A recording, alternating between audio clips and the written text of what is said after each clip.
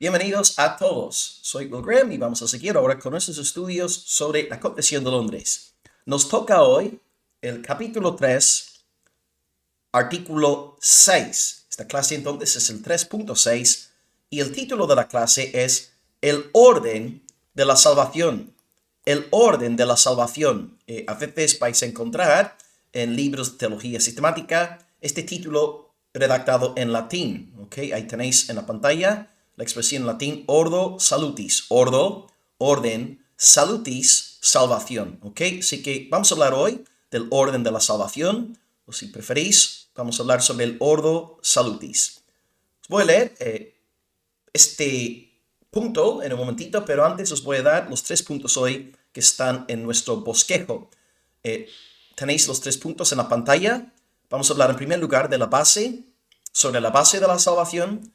En segundo lugar, hablaremos sobre el orden de la salvación, que va a ser el punto más largo hoy de la clase. Y número 3, Dios mediante, terminaremos con una reflexión extremadamente breve, hablando sobre el alcance de la salvación. Os comento que puntos 1 y 3 serán muy cortos, breves, y realmente dedicaremos casi toda esta clase a investigar, profundizar en el segundo punto, el orden de la salvación, o como antes hemos dicho, el ordo salutis.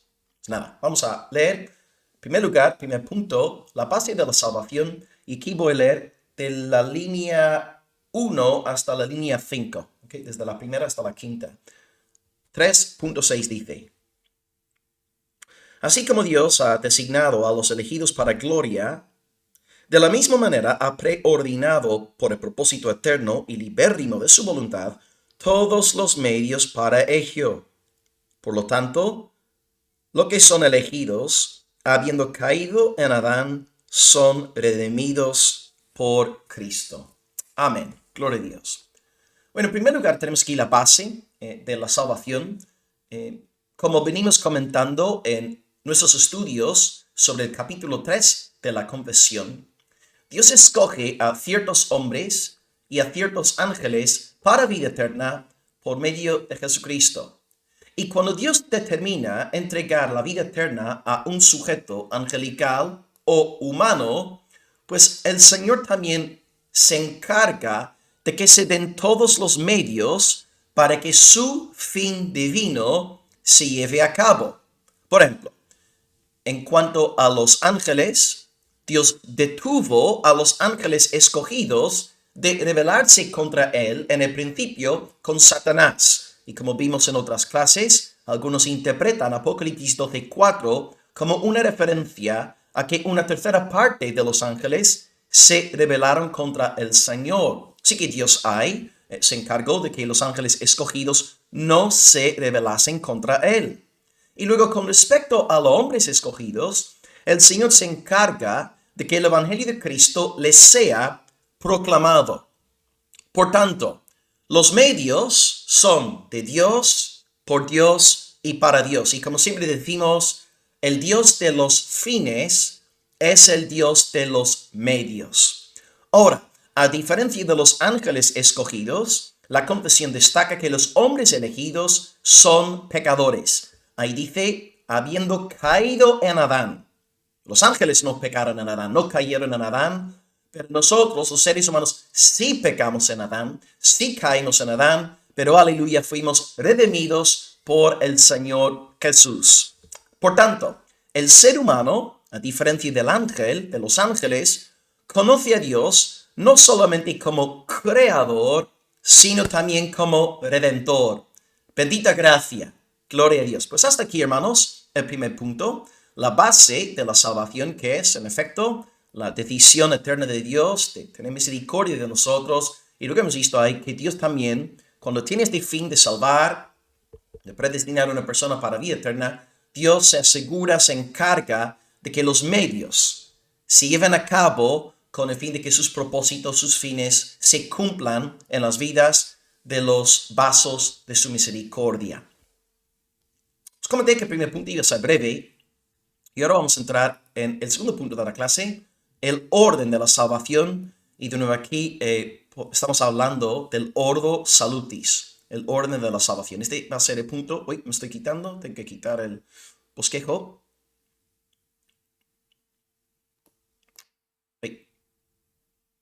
Perdonadme, es la primera vez que estoy aquí probando con imágenes.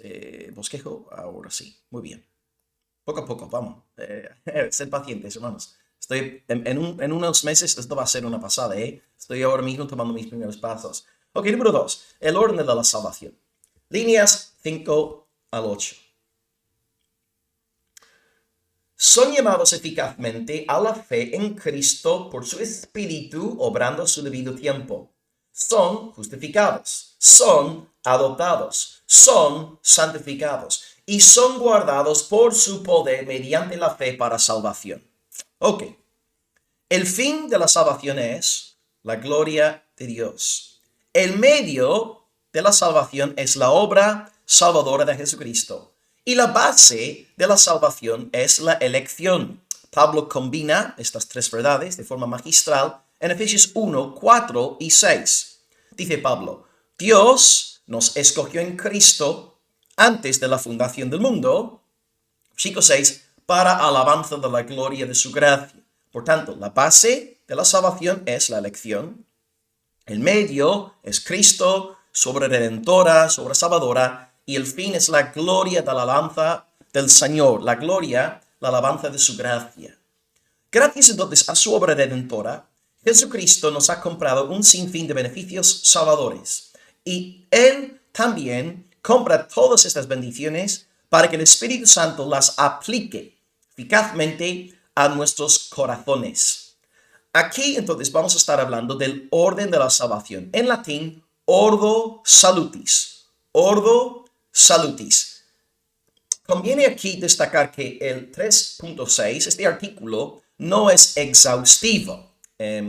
Por ejemplo, si os fijáis en la lista del orden de la salvación aquí, el artículo no habla sobre la regeneración, ni sobre el arrepentimiento, ni sobre la glorificación, pero sí sirve como una buena introducción al ordo salutis. Si queréis un estudio más exhaustivo sobre el ordo salutis, podéis entrar en mi canal de YouTube, Will Graham, y ponéis ahí en la lupa Ordo Salutis Will Graham, y tenéis ahí un vídeo donde impartí una hora de enseñanza al respecto. Hoy va a ser una especie de resumen breve de esta increíble doctrina.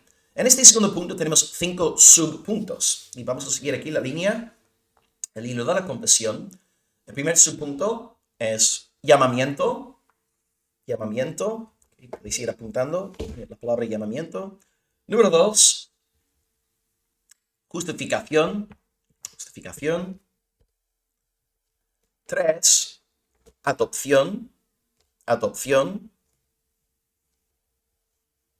4, santificación. Y 5, preservación. Okay, repito rápidamente los 5 subpuntos. 1, llamamiento. 2, justificación. 3, adopción. 4, santificación. Y número 5, preservación. Bueno, vamos a comenzar con el llamamiento. Ok. Cuando Dios predestina, cuando Dios escoge a una persona en Cristo antes de la fundación del mundo, Él se encarga de que el predestinado sea llamado eficazmente. Ahora, cuando hablamos aquí de la doctrina del llamamiento, debemos distinguir entre dos tipos de llamamiento. Por un lado tenemos el llamamiento general. Y este llamamiento es, en términos muy sencillos, la predicación universal del Evangelio. Entonces, cuando alguien predica el Evangelio a un grupo de personas, hay un llamamiento general, un llamamiento externo. Dios llama a los incrédulos, a la fe y al arrepentimiento tras el declarar lo que Cristo ha hecho según el Evangelio, porque sabemos que nuestro Salvador Jesús derramó de su sangre y resucitó al tercer día con el fin de salvar a los pecadores. Pero este llamamiento externo, universal, no es eficaz. Y es por esta razón que muchas personas no nacen de nuevo cuando escuchan el Evangelio. Más allá del llamamiento universal, externo, necesitamos un llamamiento interno, un llamamiento eficaz. Así que para que haya salvación, hace falta un segundo tipo de llamamiento. Ya hemos visto el llamamiento general, el llamamiento externo, universal, que es la predicación del Evangelio, que ha llegado hasta los confines de la tierra, pero luego hay un segundo tipo de llamamiento.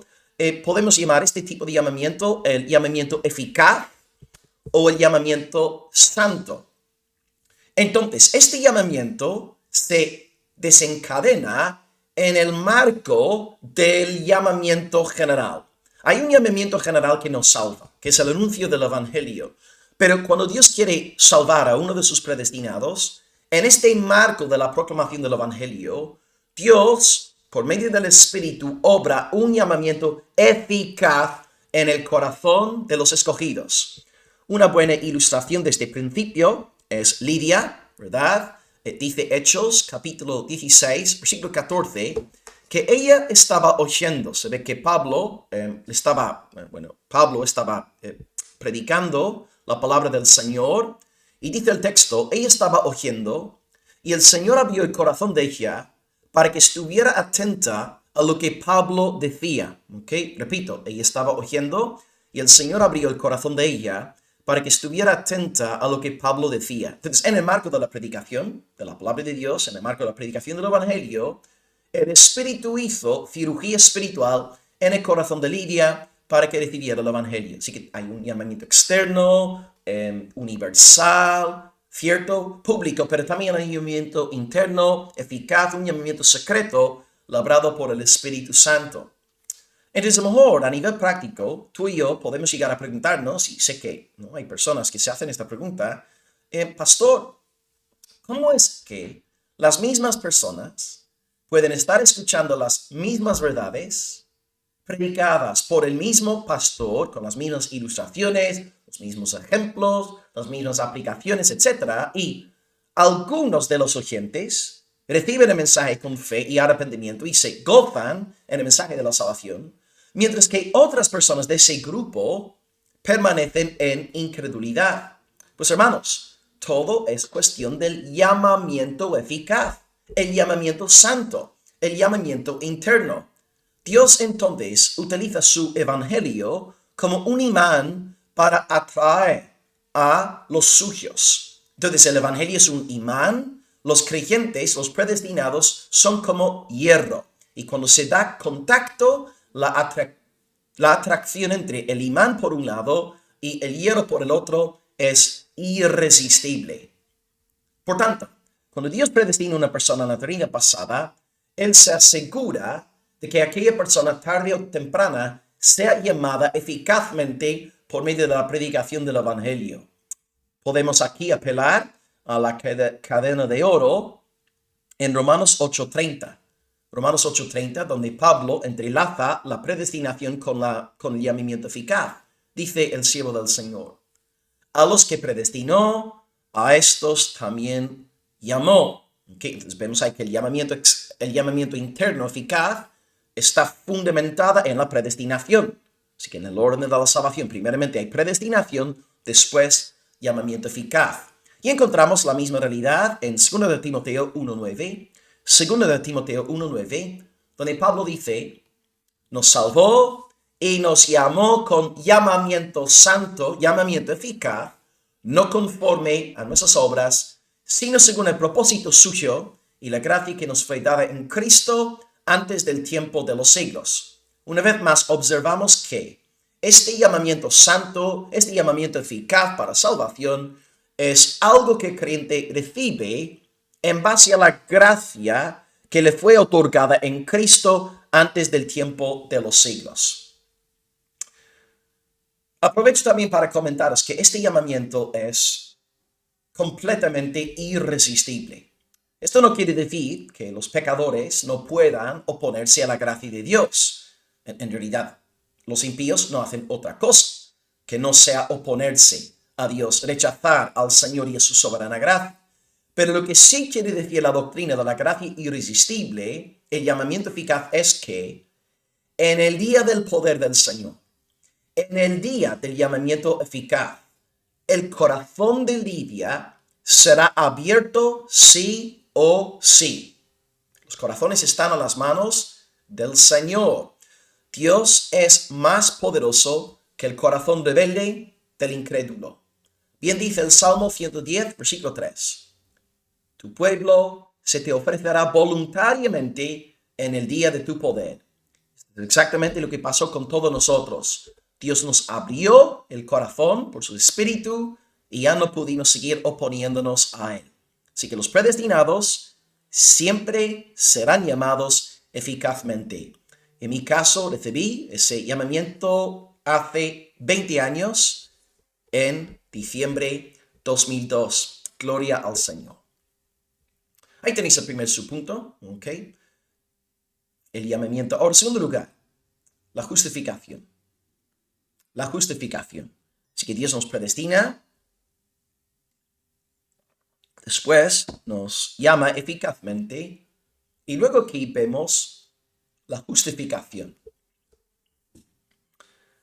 Cuando alguien es llamado eficazmente, enseguida cree en Cristo. Y como consecuencia de su fe, esa persona es justificada delante de Dios. La perspectiva protestante de la justificación es que es únicamente por medio de la fe. Hablamos ahí de sola fide. El texto clásico en este sentido es Romanos 5.1, que todos tenéis ahí seguramente memorizados, ¿no? Dice, justificados pues por la fe, tenemos paz para con Dios por medio de nuestro Señor Jesucristo. Ahora, a lo mejor aquí un católico podría oponerse a la sola fide, a la doctrina de justificación por la fe, diciendo, bueno, Pablo aquí no niega abiertamente que la justificación sea por obras, porque dice, ok, somos justificados por la fe, pero no dice, somos justificados solamente por la fe. Entonces Pablo podría estar diciendo que, claro, para ser justificado hace falta fe, pero también las obras tienen algo hay que pintar, algo que ver. No obstante, podemos aquí ofrecer dos respuestas a nuestros interlocutores católicos. La primera respuesta en este sentido sería que Romanos 5.1 está, por así decirlo, sacando una conclusión lógica del capítulo anterior. Aquí la palabra clave es pues, justificados pues por la fe. Pablo está estableciendo una conexión entre Romanos 4 y Romanos 5. Y si volvemos a Romanos 4, vemos claramente que Pablo niega la justificación por obras. Por ejemplo, os voy a leer un par de textos. Romanos 4, del 2 al 3, y luego os leeré Romanos 4, 5. Dice Pablo, Romanos 4, 2 al 3. Si Abraham fue justificado por las obras, tiene de qué gloriarse, pero no para con Dios. ¿Por qué dice la Escritura? Creyó Abraham a Dios y le fue contada por justicia. Entonces vemos claramente que Pablo niega que Abraham fuese justificado por sus obras, porque si hubiese sido justificado por obras, tendría de que gloriarse. Y luego el segundo texto, Romanos 4, 5, al que no obra. Esta parte hay que prestarle mucha atención, ¿no? Prestarle mucha atención. Al que no obra, sino cree en aquel que justifica al impío, su fe le es contada por justicia. Vamos, ahí está, más que claro, ¿no? Entonces, Pablo está diciendo claramente que la justificación es únicamente por la fe, no por obras de la ley. Entonces, Romanos 5.1, un católico diría, bueno, Pablo ahí no está negando que la justificación sea por obras, pero si volvemos a Romanos 4 y seguimos el hilo conductor del capítulo, vemos que Pablo sí está negando rotundamente la idea de que la justificación tenga algo que ver con obras. Y una segunda respuesta que podemos ahí dar a los católicos es que en el resto del corpus paulino podemos encontrar textos que niegan de entrada la idea de una justificación por obras. Por ejemplo, os voy a citar un par de textos donde Pablo dice expresamente que no somos justificados por obras de ninguna forma. Primero, Gálatas 2:16. Gálatas 2:16, cuando él está aquí recriminando a Pedro, por Pedro apartarse de los gentiles, dando a entender que hay dos clases en el cristianismo, la clase más santificada, los judíos, y la clase menos santificada, los gentiles. Dice Pablo en Gálatas 2:16, sabiendo que el hombre no es justificado por las obras de la ley, sino por la fe de Cristo, para ser justificados por la fe de Cristo, y no por las obras de la ley. Por cuanto por las obras de la ley nadie será justificado. Entonces, si he contado bien, vemos que Pablo arranca negando, ¿verdad? La justificación por obras. El hombre no es justificado por las obras, no por las obras de la ley, y luego por las obras de la ley nadie será justificado. 3 veces, según mis cálculos, en un solo versículo, Pablo niega que la justificación sea por obras. Y otro texto, Filipenses 3:9, dice, no teniendo mi propia justicia, que es por la ley, sino por la que es por la fe de Cristo, la justicia de Dios por la fe. Un católico entonces puede decir que Romanos 5:1, el texto clásico del protestantismo, para defender la sola fide, no enseña sola fide, pero cuando vemos Romanos 5, en primer lugar a la luz de Romanos 4, y luego cuando vemos Romanos 5:1 a la luz del corpus paulino, vemos claramente que la salvación, la justificación es únicamente por medio de la fe. Así que en el día del llamamiento eficaz, Lidia comenzó a creer en Cristo y al tener fe le fue contada por justicia. Ella fue declarada justa ante el trono celestial. Hasta aquí pues el segundo subpunto. El tercer subpunto. Hemos hablado entonces de llamamiento, de justificación, y el número 3, adopción. Adopción.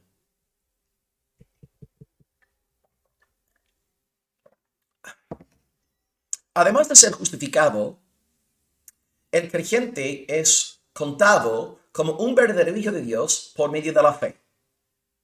Gálatas 3:26 dice, todos sois hijos de Dios por la fe en Cristo Jesús. Jesucristo es el Hijo unigénito de Dios, y si tenemos fe en Él, llegamos a ser hijos adoptivos de Dios. En una frase, somos hijos en el Hijo.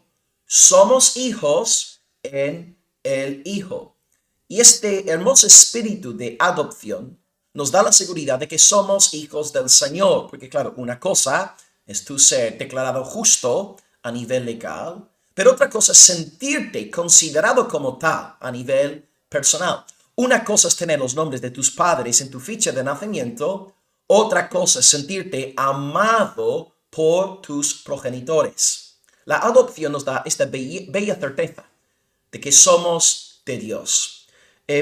Como regla general, los libros de teología siempre citan 2 pasajes en este sentido para aludir a la doctrina de la adopción, y son Romanos 8, 15 al 16, y luego Gálatas 4, del 4 al 6. Los voy a leer rápidamente. Romanos 8, 15 al 16, y luego Gálatas 4, 4 al 6. El primero, Romanos 8, 15, 16 dice, no habéis recibido el espíritu de esclavitud para estar otra vez en temor, sino que habéis recibido el espíritu de adopción, por el cual clamamos Abba, Padre. Y el Espíritu mismo da testimonio a nuestro espíritu de que somos hijos de Dios. Amén. Y el segundo, Gálatas 4, 4 al 6. Cuando vino el cumplimiento del tiempo, Dios envió a su Hijo, nacido de mujer y nacido bajo la ley, para que redimiese a los que estaban bajo la ley, a fin de que recibiésemos la adopción de hijos. Y por cuanto sois hijos, Dios envió el Espíritu. Por cuando sois hijos, Dios envió a vuestros corazones el espíritu de su Hijo, el cual clama, Abba, Padre. Este segundo texto es bien bonito porque alude directamente a la Trinidad. Podemos ver cómo Dios el Padre, Dios el Hijo y Dios el Espíritu Santo están operando en perfecta armonía para que los herederos de Dios disfruten de la morada interna del espíritu de adopción. Y ahora pues tú como creyente, tú tienes acceso directo a la presencia de Dios el Padre, en el nombre de Jesucristo, por el poder del Espíritu Santo. Ya no te tienes que sentir alejado, tú has sido hecho cercano por la obra del Hijo y por la obra del Espíritu Santo. Toda la gloria al Dios Trinitario. Por tanto, no solamente has sido declarado justo ante el trono celestial, en esta vida tú puedes disfrutar de la seguridad de que eres un hijo amado de Dios. Tú eres un justo, tú eres un elegido. Bendito sea el Señor por este dulce consuelo que disfrutamos, que probamos diariamente en nuestra peregrinación por esta tierra. Así que hemos visto llamamiento, justificación, adopción. Cuarto lugar, ahora la santificación. La santificación. Voy a levantarme un poco, me duele un poco la espalda, sí. Mejor. Santificación. La doctrina de la santificación progresiva es, por así decirlo, la idea del crecimiento cristiano.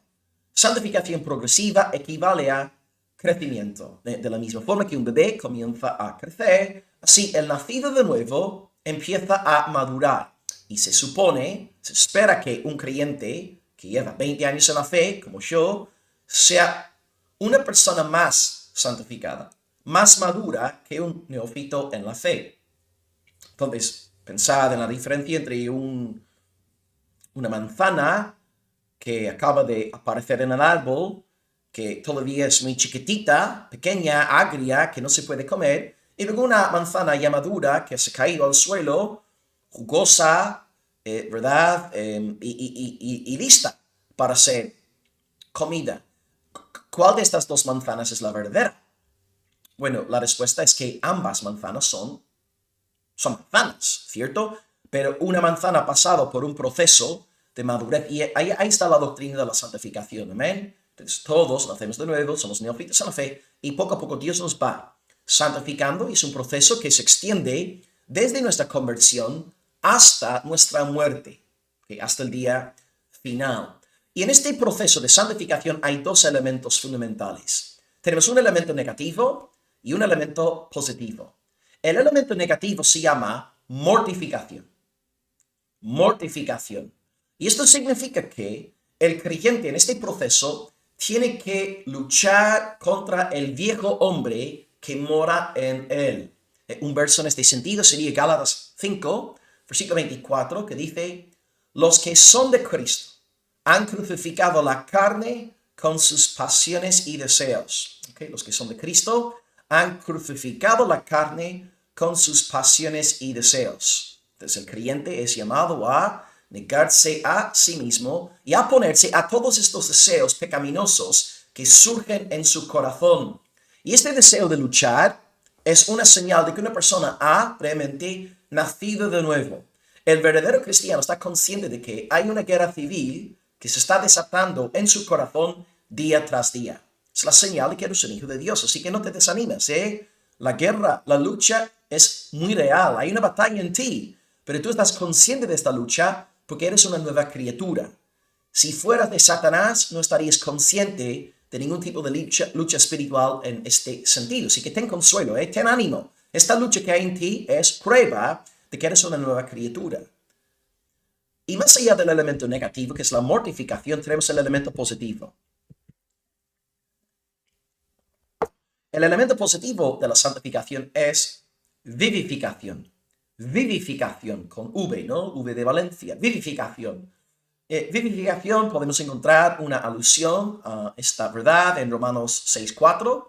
Romanos 6.4, donde Pablo dice: a fin de que, como Cristo resucitó de los muertos, por la gloria del Padre, así también nosotros andemos en vida nueva.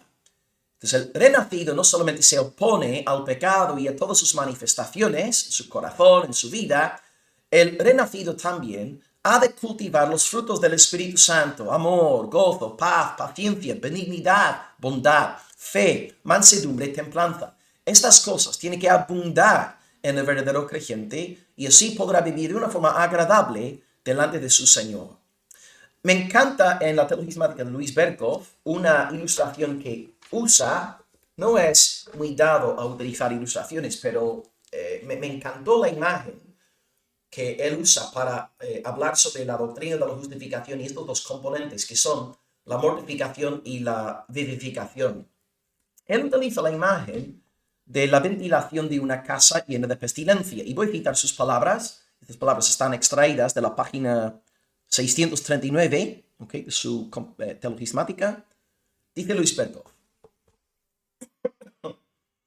esto se parece a la ventilación de una casa llena de pestilencia. A medida que el aire corrupto va saliendo, el nuevo aire irrumpe dentro de la casa. Entonces, la santificación es como ventilar tu casa. Subes, por ejemplo, aquí tu despacho, huele mal porque las ventanas iban horas cerradas, la puerta también, el aire no huele bien. Entonces abres la ventana, abres la puerta, entra esa corriente, entra una brisa fresca y renueva ¿no? Vivifica un poco el ambiente. Entonces, la santificación es como la ventilación de una casa. Entonces, la pestilencia es la carne, los principios del viejo hombre. Y este aire fresco es una alusión, una referencia a la obra del Espíritu Santo en nuestras vidas. Entonces, para tú crecer como cristiano, lo que tienes que hacer todos los días es ventilar tu casa. Ventilar tu casa. Abrir la puerta, abrir la ventana y que entre esta obra del Espíritu Santo en ti. A través de la palabra de Dios, la oración, la asamblea de los santos, etc. Te entregas a los medios de la gracia y luego toda la pestilencia va huyendo de tu vida.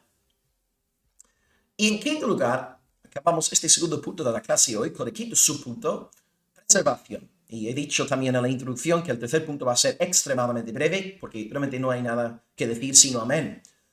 Número 5, preservación. Preservación.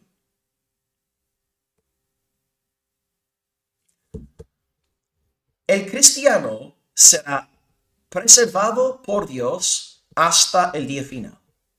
El cristiano será preservado por Dios hasta el día final. En Juan 10, 28 al 29, Jesús nos promete: yo les doy vida eterna, no perecerán jamás, ni nadie las arrebatará de mi mano. Mi Padre que me las dio es mayor que todos, y nadie las puede arrebatar de la mano de mi Padre. Entonces, hermanos, tenemos la seguridad de la salvación. Estamos en las manos del Padre, estamos en las manos del Hijo. Mi pregunta para ti es: ¿quién es más fuerte que Dios el Padre? ¿Quién es más fuerte que Dios el Hijo? Nadie. Estamos en las manos de la omnipotencia. Hay una santa coalición.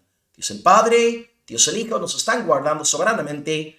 ¿Quién nos arrebatará de sus manos? A veces online vemos debates, vídeos, incluso leemos artículos sobre una cuestión. Es el tema de la pérdida de la salvación. Y a veces la gente se hace la pregunta: ¿se puede perder la salvación? Pero esta pregunta realmente no es la pregunta correcta.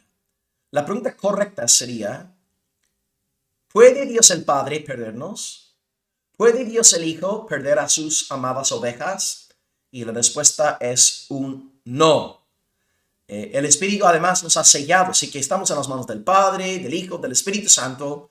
No hay nadie más poderoso que el Dios Trinitario. Por tanto, tenemos la seguridad de la salvación, no por nosotros ser grandes ni creyentes magníficos, no, tenemos la seguridad de la salvación porque Dios Trinitario nos está guardando. Gracias a Dios, todos los predestinados serán glorificados.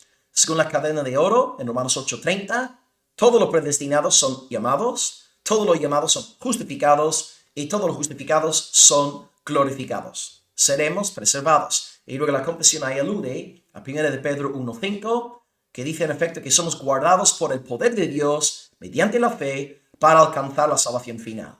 Entonces hoy puedo darte una buena noticia. Tu salvación eterna no depende de ti, no depende de tus esfuerzos, no depende del nivel de tu santificación.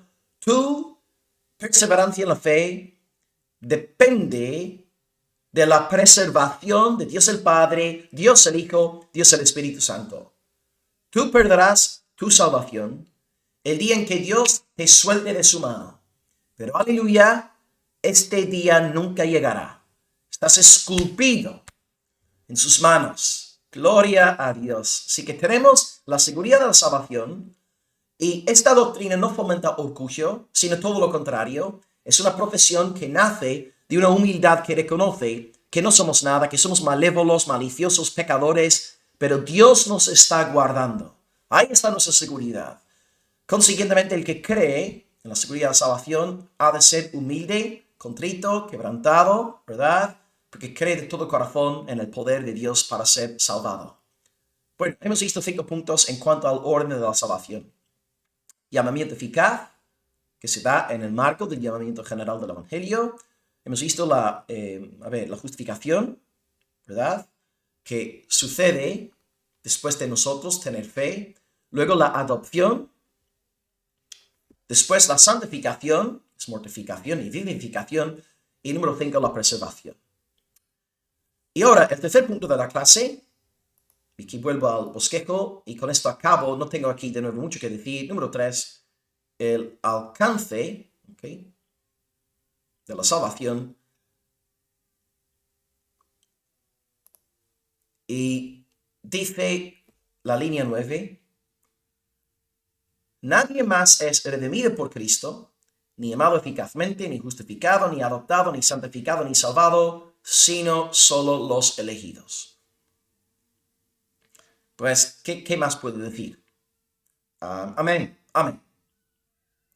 Las únicas personas que serán salvadas eternamente son aquellas personas que fueron predestinadas en Cristo antes de la fundación del mundo. Así que gloria a Dios el Padre por habernos elegido en Cristo. Gloria a Dios el Hijo por haber muerto y resucitado con el fin de comprar nuestra salvación eterna. Y gloria a Dios el Espíritu, el cual se ha encargado de aplicar eficazmente todos los beneficios salvíficos de Cristo a nuestros corazones. Gloria al Padre, gloria al Hijo, gloria al Espíritu Santo, soli Deo, gloria, amén. Bueno, mis queridos hermanos, hoy hemos visto 3 puntos que están ahí en el bosquejo. Arrancamos hablando de la base de la salvación, que es la predestinación. En segundo lugar, del orden de la salvación, destacando las doctrinas del llamamiento, la justificación, la adopción, la santificación y la preservación. Y si queréis también podéis entrar en YouTube, ver mi estudio más completo sobre el Ordo Salutis. Y número 3, el alcance. Nos hemos dicho que solamente los elegidos recibirán las bendiciones que hemos nombrado hoy en la clase. Así que toda gloria al Todopoderoso, y el pueblo del Señor dice amén. Os mando un abrazo en el amor de Cristo y espero que esta clase haya sido de mucha edificación para vuestras almas. Bendiciones desde Almería, hasta luego, y un abrazo bien fuerte en Cristo. Hasta luego.